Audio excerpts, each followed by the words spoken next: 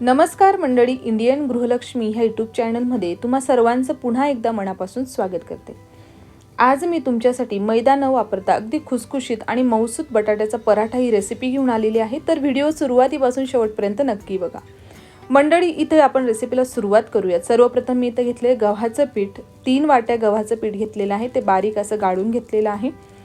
त्याच्यानंतर इथे चवीपुरतं मी मीठ घातलेलं, साधारणतः अर्धी चमचे भरून मीठ आहे। थोडीशी हळद आहे रंग येण्यासाठी, आणि त्याच्यानंतर थोड्याशा ओवा मी घातलेले आहेत। ओवा मी अशा हाताने चुरून घेतलेले आहेत आणि मग त्याच्यात टाकलेले आहेत। तर हे मिश्रण आपण कोरडच मिक्स करून घ्यायचं आहे। त्याच्यानंतर आपले पराठे मऊसूत आणि खुसखुशीत होण्यासाठी मी इथं सर्वप्रथम 1 चमची भरून असं तेल घातलेलं आहे। तेल घातल्यानंतर आपल्याला ते जे पीठ आहे ते हाताने जसं मिक्स करून घ्यायचं आहे। तर सगळे पदार्थ असं मिक्स होऊन जातात। त्याच्यानंतर मग हळूहळू पाणी टाकून आपल्याला ती कणिक मळून घ्यायची आहे। कणिक भिजत असताना महत्त्वाची गोष्ट म्हणजे एकदमच पाणी टाकू नका, हळूहळू करून पाणी टाकता, जेणेकरून कणकेत पाणी जात नाही। म्हणजे आमच्याकडे असं म्हटलं जातं की तिच्या पोटात जर पाणी गेलं ना तर ती कणिक व्यवस्थित होत नाही। त्याच्यामुळे कणकेत पाणी न घालता हळूहळू करून आपल्याला जेवढं पाणी हवंय ना तेवढं पाणी टाकून ती कणिक भिजायची आहे। साधारणतः जसे पुरणपोळीची आपण कणिक भिजतो ना तशी आपल्याला ही कणिक भिजायची आहे। जास्त घट्टही नाही आणि जास्त लूजही नाही, म्हणजे जास्त पातळही नाही। तर अशा प्रकारे कणिक भिजून झालेली आहे, तुम्ही इथं बघू शकतात। खूप असं मिक्स करून घ्यायची आहे, जसं आपण भाकरीचे पीठ व्यवस्थित मिक्स करतो ना तशा पद्धतीने कणिक अशी मस्त तिला चोळून घ्यायची आहे। त्याच्यानंतर थोडंसं तेल टाकून परत तिला सेट करायला ठेवायची आहे। तर कणिक पहिले भिजायचं कारण असं की बटाट्याचं सारण करायच्या आधी जर कणिक आपण भिजून बाजूला ठेवली ना तर ती व्यवस्थित सेट होते, तिला तेवढा वेळ दिला जातो। आणि जर तुम्ही वेळ देण्यासाठी 10 ते 15 मिनिटं तिला बाजूला ठेवायची आणि मग बाकीच्या गोष्टी इकडे होतात, तशात आपला वेळ जातो। म्हणून झटपट काय होईल ना ते बघायचं। आता कणिक व्यवस्थित होते तोपर्यंत आपण बटाट्याचं सारण करून घेऊया। सर्वप्रथम मी इथे घेतले 7 ते 8 बटाटे, थोडेसे मीडियम साईजचे घेतलेले आहेत। ते प्रथमतः मी शिजून घेतले, जास्त पाण्यात नाही शिजवलेत, व्यवस्थित असं शिजून घेतलेले आहेत। सर्वप्रथम तुम्ही असं त्याला बारीक करून घ्या, हाताने करून घ्या किंवा याच्याने केलं तरी देखील चालेल। थोडंसं जाडसर ठेवा, जास्तही बारीक करू नका, नंतर ते मिश्रण टाकल्यानंतर अजून त्याला बारीक करावंच लागेल।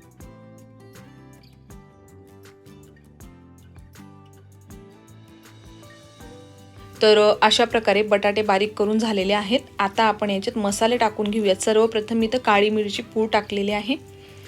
त्याच्यानंतर 1 चमची चाट मसाला मी याच्यात घातलेला आहे, तुम्ही कमी अधिक करू शकता।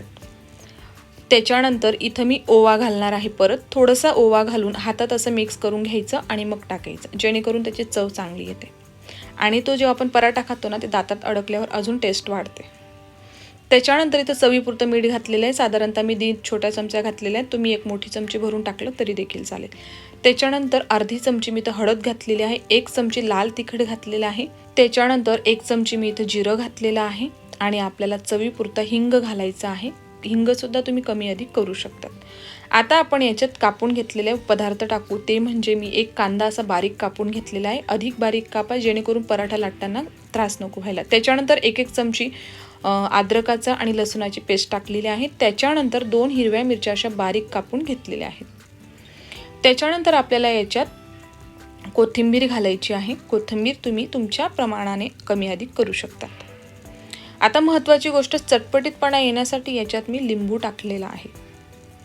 तर अशा प्रकारे सगळं मिश्रण मी पहिले हाताने मिक्स करून घेणार आहे। त्याच्यानंतर जर मला वाटलं की ते थोडंसं जाडसर कुठेतरी दिसतंय तर मग आपण परत त्याला व्यवस्थित मिक्स करून घ्यायचं आहे। तर तुम्ही इथं बघू शकता सगळा मसाला बटाट्यांमध्ये व्यवस्थित गेला पाहिजे, कुठंही व्हाईट वगैरे दिसायला नको, तर त्याच्याने पराठ्याची चव देखील बदलू शकते।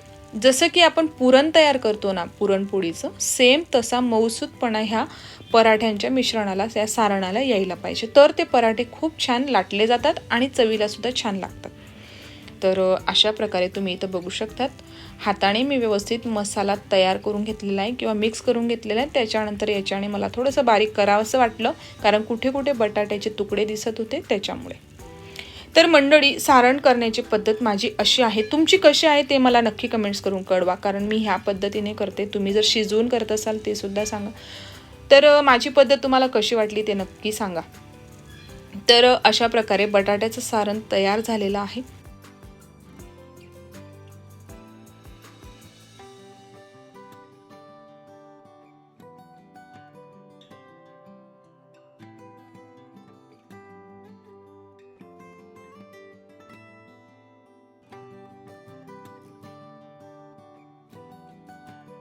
आता हे तयार झालेलं आहे. आपण जी कणिक मळून ठेवलेली ती सुद्धा आपण बघूयात किती तयार झालेली आहे किंवा नाही. कणिक बघण्याआधी हाताला थोडंसं तेल लावून घ्यायचं जेणेकरून ते हाताला चिपकायला नको.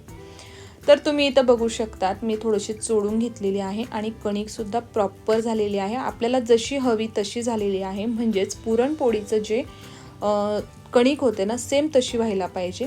मैदा न घालता आपण जो हा पराठा करतोय ना तो अगदी पौष्टिक आहे. आपल्या मुलांना सुद्धा खूप छान म्हणजे देता येईल. आपण बिंदास्त राहू शकतो की मैद्याचं न खाता आपण जर घरगुती हेल्दी खाल्लं तर खूप छान होतं. अशा प्रकारे मी कणकेचा थोडासा गोळा घेतला आणि तो आपल्याला लाटून घ्यायचा आहे. आता मी परत पुरणपोळीचं उदाहरण घेते. ज्यांना पुरणपोळी जमत असेल त्यांच्यासाठी खूप छान आहे की जशी आपण पुरणपोळी करतो तसाच हा पराठा लाटून घ्यायचा आहे. नाहीतर ही माझी सगळ्यात सोपी पद्धत अशी आहे की थोडीशी गोळा घ्यायचा आहे आणि थोडंसं चपाती लाटून घ्यायची आहे. त्याच्यानंतर सारणाचा असा गोळा तयार करून त्याच्यावर थोडंसं पीठ कालून घ्यायचं जेणेकरून ते आपल्याला हाताला पीठ चिपकत नाही. कारण हे जे पीठ थोडंसं पातळ असतं ना ते हाताला चिपकू शकतं. म्हणून असं थोडंसं पीठ टाकून घ्यायचं. आणि त्याचं एक वेगळं कारण असं की पराठा फुलताना देखील मदत होते असं पीठ टाकल्यामुळे. ही माझी एक पद्धत आहे. तुमची कशी असेल ते सुद्धा सांगू शकतात. तर सारण भरून झाल्यानंतर मोदक जसे आपण तयार करतो ना तसे मोदकासारखे त्याला बंद करून घ्यायचं आणि वरचा जो एक्स्ट्राचा कणकेचा भाग असतो ना तो तोडून घ्यायचा. तर अशा प्रकारे पीठ टाकून थोडं त्याला दाबून घ्यायचं हातानेच. म्हणजे लाटायला सोपं जातं. जे नवीन असते ना त्यांच्यासाठी ही टिप खूप महत्त्वाची आहे. हाताने थोडंसं दाबून घेतल्यानंतर त्याला कडेनं लाटत जायचं. म्हणजे एकदाची जी आपली कडेची बाजू असते ना एकदाचं जे काठ असतात ना ते जर बारीक झाले की मध्ये पराठा आपोआप गोल होतो. तर अशा प्रकारे हळूहळू काठ लाटून झाल्यानंतर काठ बारीक झाले अशा आपल्याला कळलं की मध्ये लाटणं फिरवायचं. म्हणजेच हा पराठा आपोआप गोल होतो आणि सगळ्या बाजूने सारखा होतो. कुठे जाड बारीक राहत नाही.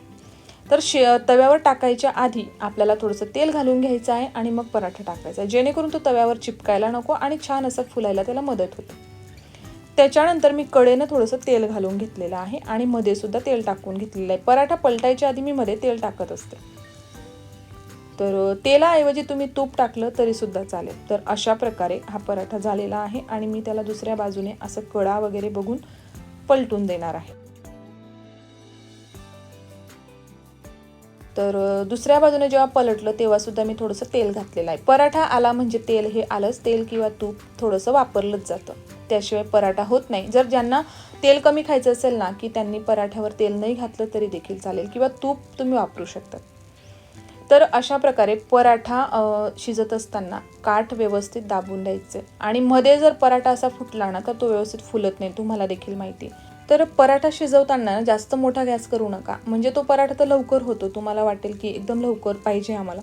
पण त्यातलं जे आतलं सारण आहे ना ते व्यवस्थित असं शिजलं गेलं पाहिजे. तर तो पराठ्याची मजा वेगळीच असते. तर अशा प्रकारे तुम्ही इथं बघू शकतात मी परत मध्ये दाबते किंवा काठ व्यवस्थित शिजले आहेत की नाही ते बघते. तर अशा प्रकारे अगदी खरपूस रंगावर हा पराठा भाजला गेलेला आहे. तुम्ही इथं बघू शकतात. मध्ये जर थोडंसं वाफ निघाली नसती तर पराठा असा टम्म फुगलेला राहिला असता. तर अशा प्रकारे हा पराठा झालेला आहे. अशाच प्रकारे मी पुढचे देखील पराठे करून घेणार आहे.